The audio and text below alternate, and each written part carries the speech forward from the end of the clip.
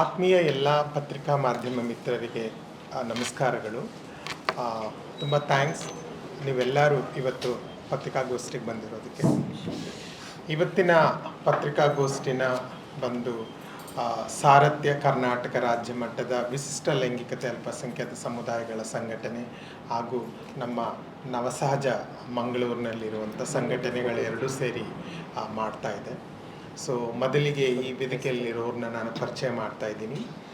ಕ್ರಿಸ್ಟಿರಾಜ್ ನಮ್ಮ ಜೊತೆ ಇದ್ದಾರೆ. ಹೆಣ್ಣಾಗಿ ಹುಟ್ಟಿ ಗಂಡಾಗಿ ಬದುಕ್ತಾ ಇರುವಂಥ ಇವರು ಕೂಡ ಇದ್ದಾರೆ. ಅದರೊಟ್ಟಿಗೆ ನಿಖಿಲ್ ಅವರು ಕೂಡ ಇದ್ದಾರೆ. ಮಂಗಳೂರು ಸಮುದಾಯ ಸಂಘಟನೆಯ ಅಧ್ಯಕ್ಷರಾಗಿದ್ದಾರೆ. ದೀಕ್ಷಾ ಅವರಿದ್ದಾರೆ.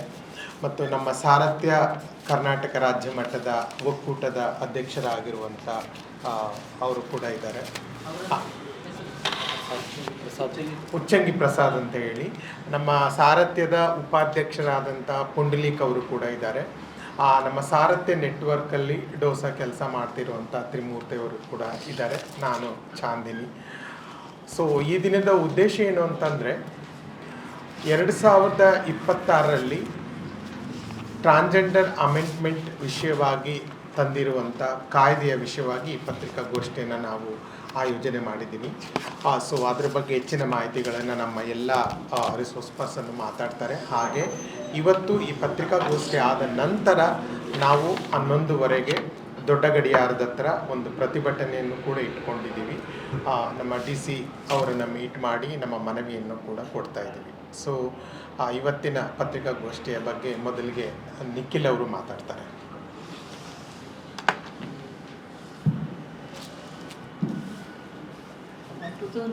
ಅಲ್ಲಿ ಒಂದು ಕೇಂದ್ರ ಸರ್ಕಾರ ಒಂದು ಬಿಲ್ಲನ್ನು ಮಂಡನೆ ಮಾಡಿದೆ. ಈ ಬಿಲ್ ಯಾವ ರೀತಿ ಇದೆ ಅಂದರೆ ಒಂದು ಟ್ರಾನ್ಸ್ಜೆಂಡರ್ ಸಮುದಾಯದ ಪಕ್ಕ ವಿರುದ್ಧವಾಗಿದೆ. 2014ರಲ್ಲಿ ನಾವು ಸಹ ಜಡ್ಜ್ಮೆಂಟ್ ಕೊಟ್ಟಿತ್ತು. ಒಂದು ಲಿಂಗ ಅಲ್ಪಸಂಖ್ಯಾತ ಸಮುದಾಯದ ಒಂದು ಸೆಲ್ಫ್ ಡಿಕ್ಲರೇಷನ್ ಇತ್ತು ಮತ್ತು ಬೇರೆ ಬೇರೆ ಐಡೆಂಟಿಫೈಡ್ ಬಗ್ಗೆ ತುಂಬ ಸ್ಪಷ್ಟವಾಗಿ ಜಡ್ಜ್ಮೆಂಟ್ ಕೊಟ್ಟಿದ್ದು 2014ರಲ್ಲಿ.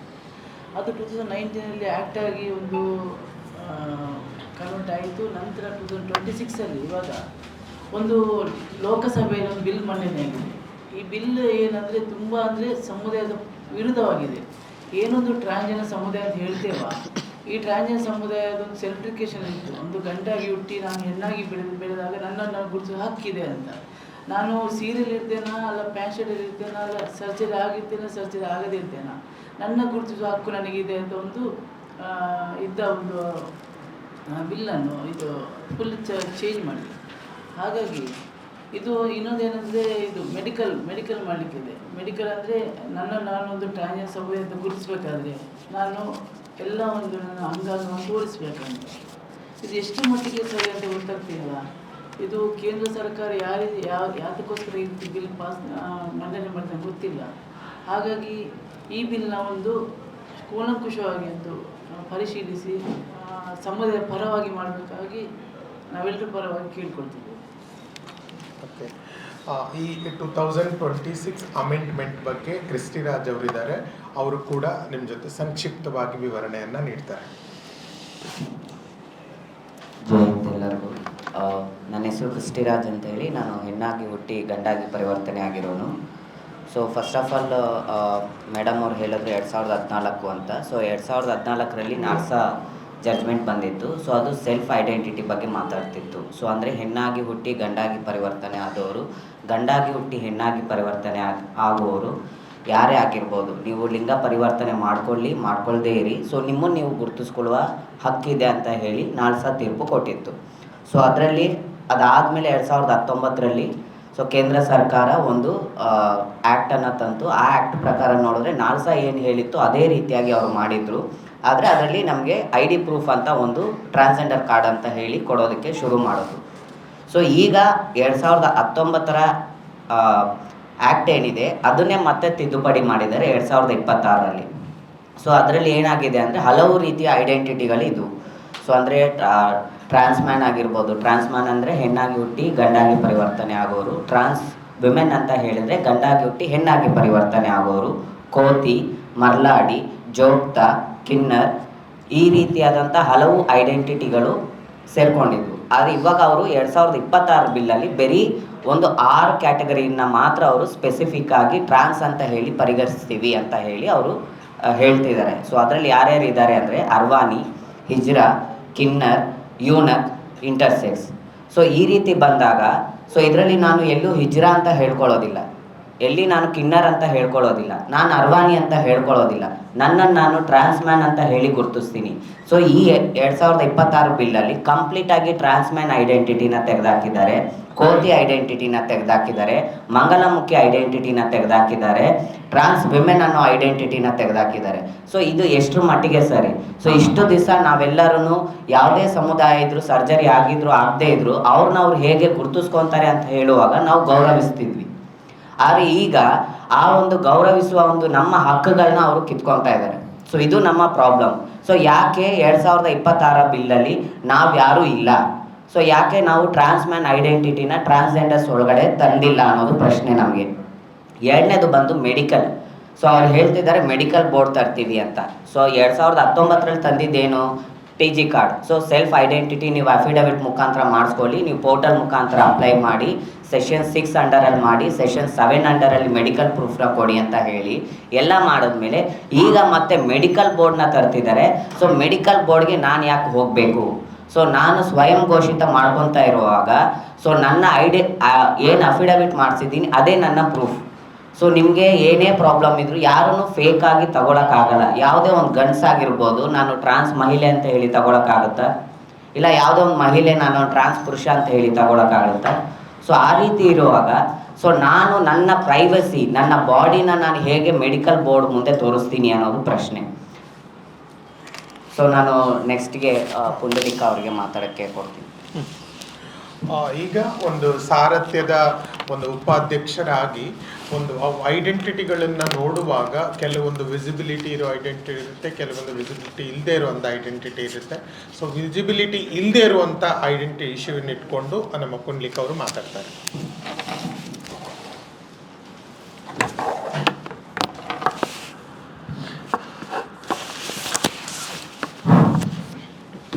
ನಮಸ್ಕಾರ ಎಲ್ರಿಗೂ.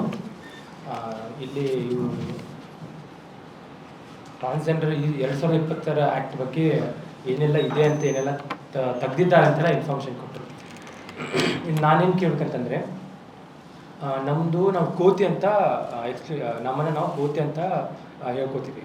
ಕೋತಿ ಅಂತಂದರೆ ನಾವು ಗಂಡಾಗಿ ಹುಟ್ಟಿರ್ತೀವಿ, ಆದರೆ ಹೆಣ್ಣಿನ ಭಾವನೆಗಳನ್ನು ಹೊಂದಿರ್ತೀವಿ. ಹೆಣ್ಣಿನ ಥರ ನಾವು ಡ್ರೆಸ್ಅಪ್ ಮಾಡ್ತೀವಿ ಅಥವಾ ಗಂಡಿನ ಥರ ಡ್ರೆಸ್ಅಪ್ ಇರುತ್ತೆ. ಆದರೆ ನಮ್ಮನ್ನು ನಾವು ಯಾವುದೇ ಥರ ಅದೇ ಲಿಂಗ ಪರಿವರ್ತನೆ ಮಾಡೋದಾಗಲಿ ಇದನ್ನು ಯಾವುದನ್ನು ಮಾಡೋದಿಲ್ಲ. ಓಕೆ, ಸೊ ಇದು ನಮ್ಮ ಗೌರ್ಮೆಂಟಿಗೆ ಅವರು ಏನು ಮಾಡ್ತಾ ಇದ್ದಾರೆ ಅಂತಂದ್ರೆ, ನಮ್ಮದು ಒಂದು ಸಂಸ್ಕೃತಿ, ಹಳೆಯ ಪರಂಪರೆ ಸಂಸ್ಕೃತಿ ಅಂತ ಏನು ಬಂದಿದೆಯಲ್ಲ ಅದರಲ್ಲಿರುವಂಥ ಐಡೆಂಟಿಟಿಗಳನ್ನ ಮಾತ್ರ ತೊಗೊಂಡಿದ್ದಾರೆ. ಅಂದರೆ ಕಿನ್ನರ್ ಆಗಲಿ, ಹಿಜ್ರಾ, ಈ ಸಂಸ್ಕೃತಿಗಳೆಲ್ಲ ನಮ್ಮದು ಮೇಲೆ ಅಂದರೆ ಇತಿಹಾಸದಲ್ಲಿ ಇದೆ. ಓಕೆ, ಆಮೇಲೆ ನಮ್ಮ ಉತ್ತರ ಕನ್ನಡ ಭಾಗದಲ್ಲಿ ಈ ಕಡೆ ಬಂದಿರುತ್ತಂದರೆ ನಮ್ಮದು ಸೌದತ್ತಿ ಈ ಕಡೆ ಎಲ್ಲ ಜೋಗತ ಅಂದರೆ ಜೋಗಮ್ಮ, ಒಂದು ಯಲ್ಲಮ್ಮ ದೇವಿಯ ಆರಾಧಕರು ಇವರೆಲ್ಲ ಇದ್ದಾರೆ. ಸೊ ಆ ಪರ್ಟಿಕ್ಯುಲರ್ಲಿ ಒಂದಿಷ್ಟು ಐಡೆಂಟಿಟಿಗಳನ್ನು ಮಾತ್ರ ತೊಗೊಂಡಿದ್ದಾರೆ. ಓಕೆ, ಈಗ ನಮ್ದೇನಂತಂದ್ರೆ ನಾವು ನಮ್ಮ ಮನಸ್ಸಿಗೆ ತಕ್ಕಂಗೆ ಚೇಂಜ್ ಆಗಿದ್ವಿ, ನಾವು ಬೇಕಂತೇನು ಏನು ಮಾಡ್ಕೊಳ್ತಾ ಇಲ್ಲ. ಸೊ ಈ ಐಡೆಂಟಿಟಿನ ಮೊದಲು ನಾಲ್ಸಾ ಜಜ್ಮೆಂಟು ಹೇಳಿದ್ದೇನೆಂದರೆ ಈ ಎಲ್ಲ ಐಡೆಂಟಿಟಿಗಳನ್ನು ತಗೊಳ್ಬೇಕಂತ ಹೇಳಿದ್ದೆ. ಓಕೆ, ಈಗ ಇವರು ತೆಗೆದುಬಿಟ್ಟಿದ್ದಾರೆ. ಇದನ್ನು ಎದಕ್ಕೆ ತೆಗೆದ್ರು ಏನಂತ ನಮಗೂ ಗೊತ್ತಿಲ್ಲ. ಆಮೇಲೆ ನಮ್ಮ ಜೊತೆ ಯಾವುದೇ ನಮ್ಮ ಹಿರಿಯ ನಾಯಕರಾಗಲಿ, ನಮ್ಮ ಹಿರಿಯ ಮುಖಂಡರಾಗಲಿ, ಸಮುದಾಯದ ಮುಖಂಡರಾಗಲಿ ಯಾರ ಜೊತೆ ಯಾವುದೇ ಅವ್ರು ಡಿಸ್ಕಷನ್ ಮಾಡಲಾರ್ದಂಗೆ ಇದೊಂದು ಡಿಸಿಷನ್ ತೊಗೊಂಡ್ಬಿಟ್ಟಾರೆ. ನಾವು ಎಷ್ಟೋ ವರ್ಷದಿಂದ ನಮ್ಮ ಅಸ್ತಿತ್ವ, ನಮ್ಮದು ಒಂದು ನ್ಯಾಯ, ನಮ್ಮದು ಗುರುತಿಸುವಿಕೆ ಬಗ್ಗೆ ಎಷ್ಟೋ ಹೋರಾಟಗಳನ್ನೆಲ್ಲ ಮಾಡಿ ಅದಾದಮೇಲೆ ಒಂದೊಂದು ಸೆಕ್ಷನ್ 377 ತೆಗೆದ್ರು. ಅದಾದಮೇಲೆ ನಾಲ್ಸಾ ಜಜ್ಮೆಂಟ್ ಬಂತು. 2019 ಮತ್ತೆ ಒಂದು ಜಜ್ಮೆಂಟ್ ಬಂತು. ಈ ಥರ ಒಂದೊಂದು ಹೋರಾಟಗಳನ್ನು ಮಾಡಿಕೊಂಡು ಇಷ್ಟೆಲ್ಲ ನಾವು ಒಂದು ನಮ್ಮ ಗುರುತಿಸುವಿಕೆ ಬಗ್ಗೆ ಗುರುತಿಸುವಿಕೆಯನ್ನು ಪಡ್ಕೊಂಡಿದ್ದೀವಿ. ಇವರು ಸಡನ್ಲಿ ಈ ಎಲ್ಲ ಗುರುತಿಸುವಿಕೆಯನ್ನು ಒಂದೇ ಸಹ ತೆಗೆದುಬಿಟ್ಟಿದ್ದಾರೆ. ಎದಕ್ಕಂತ ಹೇಳಿ ನಮ್ಗೆ ಗೊತ್ತಿಲ್ಲ. ಓಕೆ, ಸೊ ಇದನ್ನು ನಾವು ನಮ್ಮದೆಲ್ಲ ಇದು ನಮ್ಮದು ವಿರುದ್ಧವಾಗಿ ಇದೊಂದು ಆ್ಯಕ್ಟ್ನ ತೊಗೊಂಡು ಬಂತಾರೆ. ಸೊ ಈ ಆ್ಯಕ್ಟ್ನ ಅವರು ಹಿಂದೆ ತಗೊಳ್ಬೇಕಂತ ಹೇಳಿ ನಾವು ಕೇಳ್ಕೊತೀವಿ. Thank you. ತ್ರಿಮೂರ್ತಿ ಅವರೇ, ತಮ್ಮ ಅಭಿಪ್ರಾಯ. ಮತ್ತೆ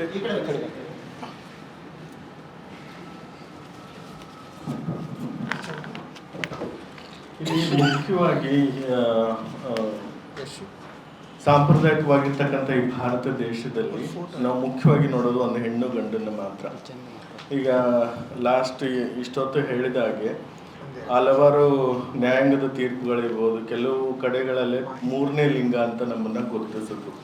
ಇಲ್ಲಿ ಮುಖ್ಯವಾಗಿ ನಮ್ಮ ಸಮಸ್ಯೆ ಅಂತ ಬಂದಾಗ ನಾವು ನೋಡಬೇಕಾಗಿರೋದು, ಇಲ್ಲಿ ದೈಹಿಕವಾಗಿ ನಮ್ಮನ್ನು ನೀವು ಗುರುತಿಸಬೇಡಿ.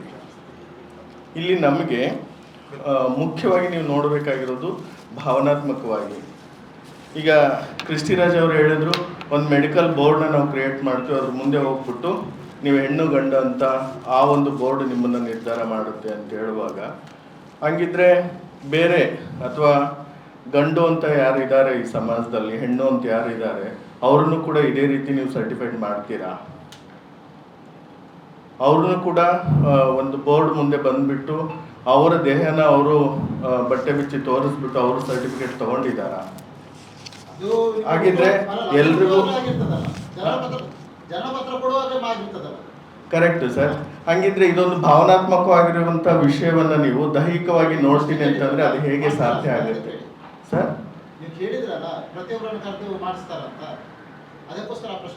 ಅಲ್ಲ, ಇಲ್ಲಿ ಸಮಾನತೆ ಮತ್ತೆ ಎಲ್ರಿಗೂ ಒಂದೇ ನ್ಯಾಯ ಅಂತ ಅನ್ನುವಾಗ ಇಲ್ಲಿ ಭಾವನಾತ್ಮಕವಾಗಿರ್ತಕ್ಕಂಥ ವಿಷಯಗಳನ್ನ ನೀವು ದೈಹಿಕವಾಗಿ ನಾನು ನೋಡ್ಬಿಟ್ಟು ನಾನು ಸರ್ಟಿಫೈಡ್ ಮಾಡ್ತೀನಿ ಅಂತ ಅನ್ನುವಾಗ ಆ ಕಡೆ ಒಂದು ರೀತಿಯ ನ್ಯಾಯ, ಇಲ್ಲಿ ಒಂದು ರೀತಿಯ ನ್ಯಾಯ ಅಂತ ಆಗುತ್ತೆ ಅಲ್ವಾ? ವಿಶೇಷವಾಗಿ ನಮ್ಮ ಸಮುದಾಯಕ್ಕೆ ಯಾಕೆ ಈ ರೀತಿಯಾದಂಥ ಒಂದು ಹೇರಿಕೆಗಳನ್ನ ಮಾಡ್ತಾ ಇದ್ದೀರಾ? ನಮ್ಮನ್ನ ಕರೆದು ಬಿಟ್ಟು ಕೂರಿಸಿ ವಿಚಾರಣೆ ಮತ್ತೆ ಚರ್ಚೆಗಳಾಗ್ಲಿ, ಅದಾದ ಮೇಲೆ ನೀವು ಸರಿಯಾದ ನಿರ್ಧಾರವನ್ನು ತೆಗೆದುಕೊಂಡ್ರೆ ಚೆನ್ನಾಗಿರ್ತೇನೋ ಅಂತ. ಈ 2026 ಕಾನೂನು ಏನು ತಿದ್ದುಪಡಿ ತಂದಿದ್ದಾರೆ, ಇದನ್ನ ಯಾವುದೇ ರೀತಿ ಯಾವುದೇ ಸಮುದಾಯದ ಜೊತೆ ಕೂತ್ಕೊಂಡು ಯಾವತ್ತೂ ಕೂಡ ಚರ್ಚೆ ಮಾಡಲೇ ಇಲ್ಲ. ಅವರವರಾಗಿನೇ ಸಡನ್ ಆಗಿ ಆ ಒಂದು ಬಿಲ್ ತಗೊಂಬಂದು ಮಂಡನೆ ಮಾಡಿದ್ರು, ಪಾಸ್ ಮಾಡ್ಕೊಂಡ್ರೆ ಅದೊಂದು ಕಾನೂನಾಗಿ ಇವಾಗ ತಗೊಂಬಂದಿದ್ದಾರೆ. ಸಮಾಜದ ಅಂಚಿಗೆ ದೂಡಲ್ಪಟ್ಟಿರ್ತಕ್ಕಂಥ ಈ ಥರದ ಸಮುದಾಯಗಳನ್ನ ನೀವು ಕರೆದು ಏನು ವಿಚಾರಣೆ ಮಾಡ್ದೇನೆ, ಯಾವುದೂ ಸಂಪರ್ಕ ಮಾಡ್ದೇನೆ ಯಾಕೆ ಈ ರೀತಿಯಾದಂಥ ಒಂದು ದಬ್ಬಾಳಿಕೆ ನಿರ್ಧಾರಗಳನ್ನ ಸರ್ಕಾರ ತೆಗೆದುಕೋತೀರಾ ಅನ್ನೋದು ನಮ್ಮ ಪ್ರಶ್ನೆ.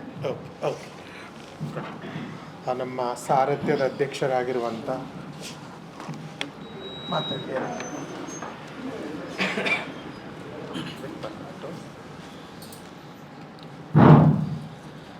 ನಮಸ್ಕಾರ ಎಲ್ಲ ಮಾಧ್ಯಮ ಮಿತ್ರರಿಗೆ.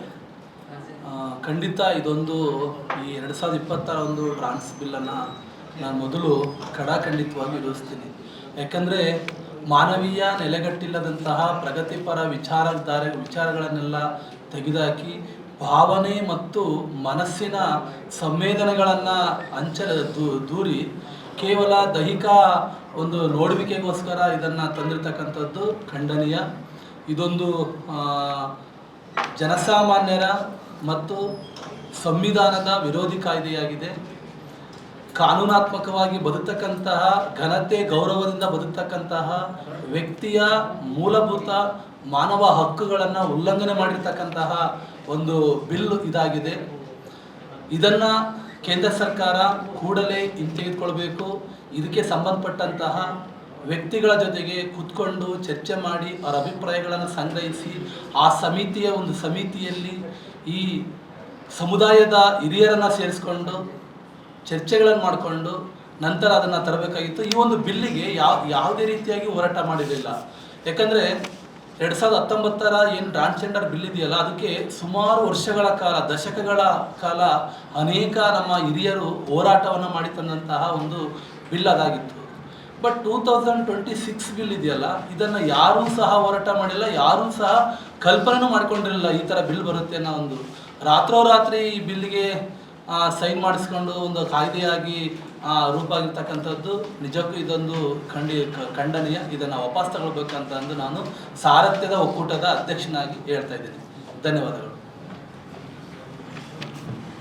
ಓಕೆ, ಥ್ಯಾಂಕ್ ಯು ಸ್ನೇಹಿತರೆ, ತುಂಬ ಚೆನ್ನಾಗಿತ್ತು.